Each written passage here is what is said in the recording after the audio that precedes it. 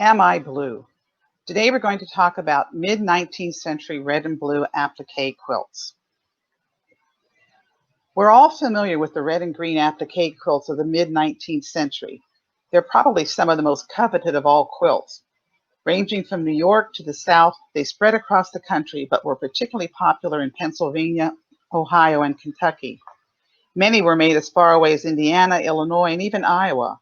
And the vast majority of them based their designs on floral imagery, flowers, leaves, vines, blossoms, like we see in the two quilts here. But during this time period, there were also red and blue applique quilts that shared the same motifs, design, and construction. It's certainly possible to envision both of these quilts in red and green since they both sport leaves and vines. But when we come across a red and blue applique quilt, we have to ask ourselves if it's a deliberate color choice or is it the product of fugitive green fading to blue? Shouldn't the vines of the leaves on the quilt on the left have been green? And the coxcomb on the right is traditionally red and green. By the 1840s, there was already a fashion for red and blue print applique. The turkey foot on the left features a luscious Prussian blue fabric and a solid turkey red. The Mexican rose on the right has red and blue print and a quilted date of 1843. So if we have prints, why not solids? We know that the green of this period was usually created by a two-step overdye process of chrome yellow and Prussian blue. Depending upon the dye recipe and the strength of each dye, the resulting green is capable of fading to either a blue or a yellow or chartreuse. Washing and exposure to light were the main causes of color loss.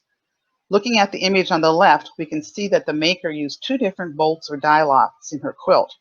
A section of the applique vine and blossom have faded to a soft blue, while the rest is turning toward yellow. On the right is that same coxcomb we looked at before.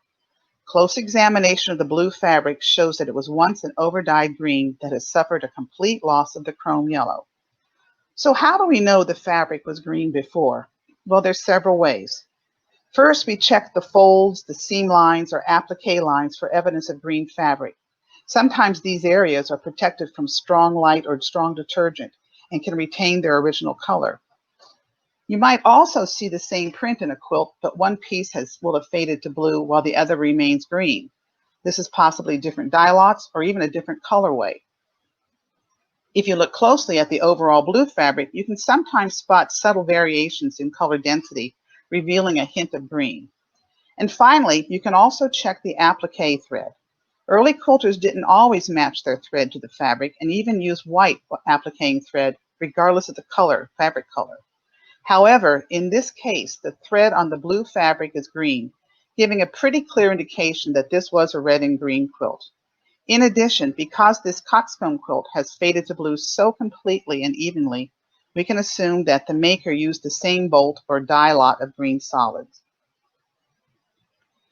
We see lots of quilts with both green and blue fabric, indicating that the maker had used two or more fabrics from differing sources.